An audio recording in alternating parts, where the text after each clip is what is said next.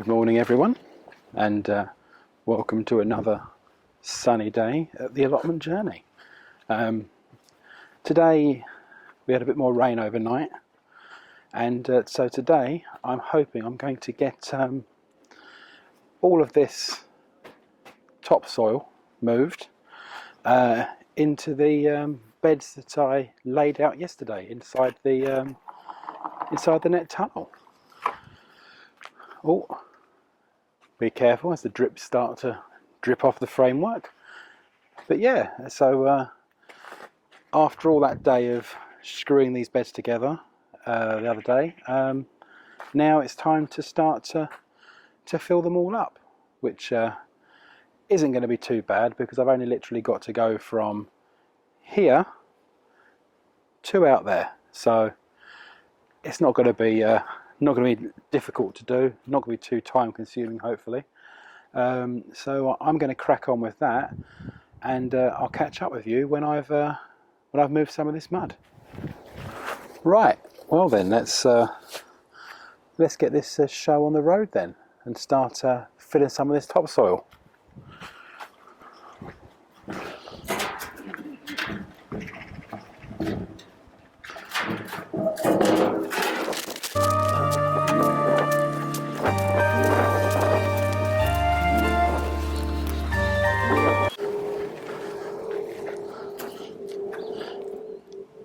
It's actually a really nice consistency of soil actually. It's got a bit of sand in it to help with the drainage, and of course you always get the little bits of twig which help. Oh, I've got a hole in my glove.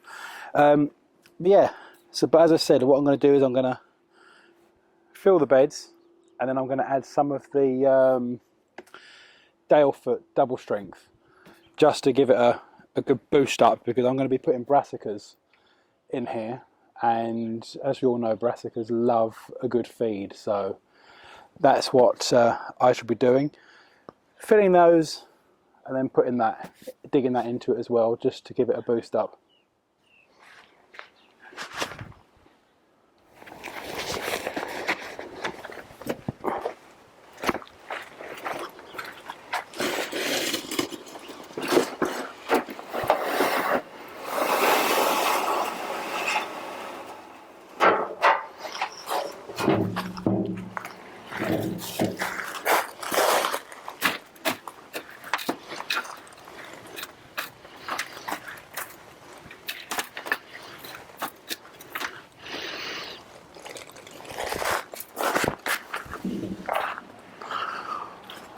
One down, God knows how many to go.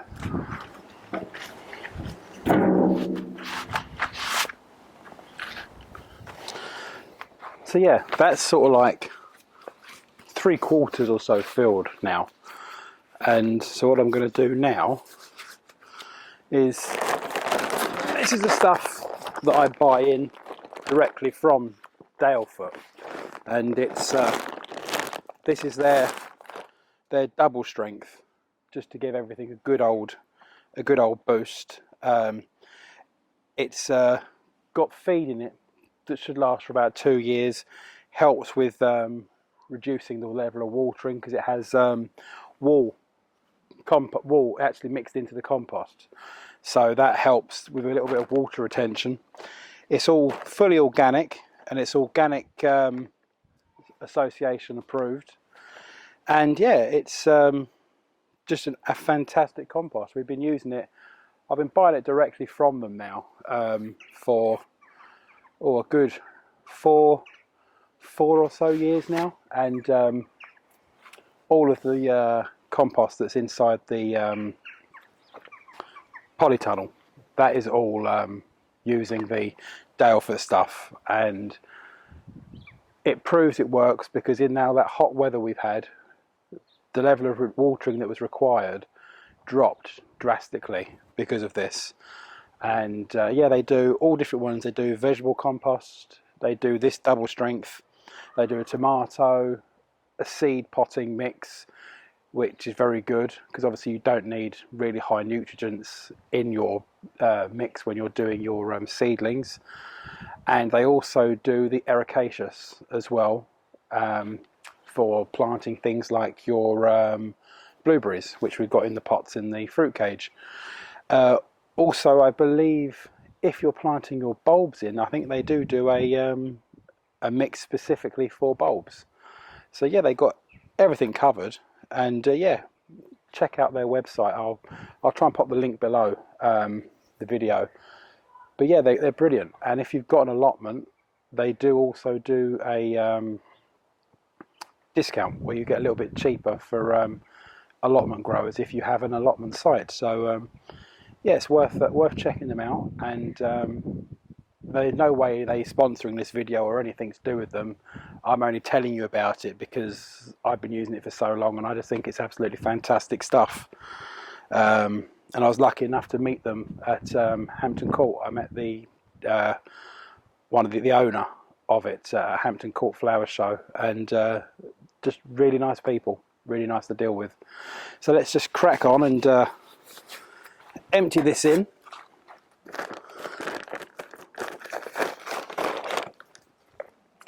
I can't find my sharp scissors, only these ones, which aren't particularly good.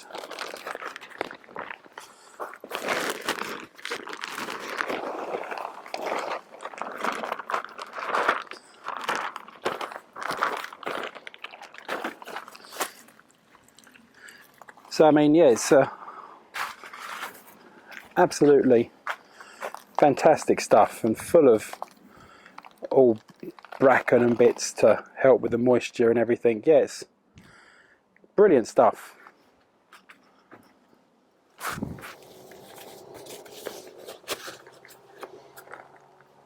Right, so here we are. I've filled some of the beds in here and got out some of the kale that we had in the polytunnel that was waiting to go in. So thought I've planted 4 in. I'll plant the last one with you. Got the old stick out for measuring the distance. Then the handy old bulb planter, and these ones are handy because you can push the soil back out with them.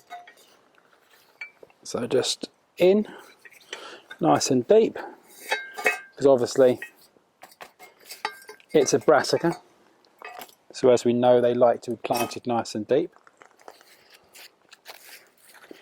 And these are done well. They're nice and rooty. And then we just pop him in,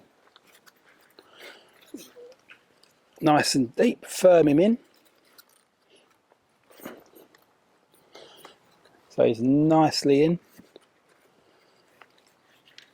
Just tie that up around the edge, and that's it. That's a bed of the old reflex kale, F1 variety in, which should start to get going now it's been planted in. I'm just going to go and grab the old brassica collars to put round, and then I'll put a little bit of the old slug gum wall pellets around as normal, and yeah, job will be done then, and on to planting some purple sprouting broccoli.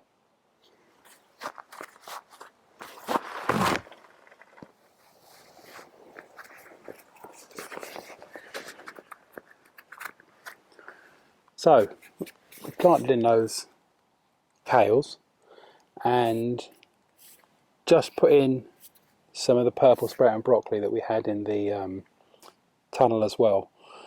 It's quite nice to, now these are starting to be filled, these beds, that we can manage to get the all the brassicas out that we've grown on, which is looking quite good, although he's got quite rooty at the bottom, but that's not a bad thing.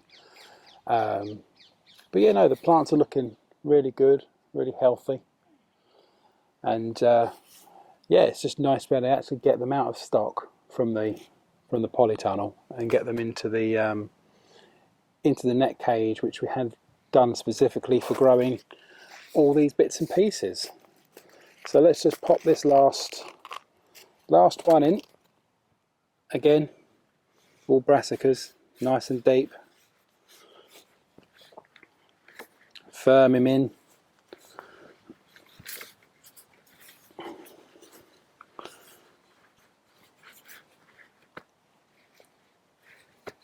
Pop the collar on and then he'll be away. That'd be nice then to get some nice purple sprouting broccoli. So yeah, that's not a bad day at the plot.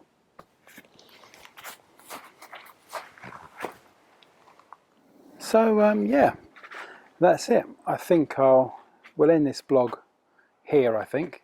Oh, the sun's a bit bright there. We'll end this blog here. That's 4 of the 6 beds filled with soil, with the layer of Dalefoot in the middle, and that's a bed of kale in and a bed of purple sprouting broccoli in. So next will be, I'll come up next and I'll fill these other 2 beds that I've got made. I'll have to build another bed to go in the end there and finish that off, and I'm thinking I might put another bed in there actually. Let me just spin you around. I'm thinking that I've got the bed there, and obviously I'm going to put another one over here. I'm thinking where the wheelbarrow is, through the middle, another narrow bed like these ones, so 3 across, should give me room still to get in. Or potentially, I wonder, one this shape in the middle. Food for thought to just check, work that out. But yeah, there's the bed of purple sprouting in. Got a little gap at the back there. I might pop a bit of kale in there, I'm not too sure. And then there's our 5 kale gone in. Another bed filled there, ready for something else to go in. 1 still to be filled, and another bed there filled. So yeah, it's been a good and productive day down at the plot.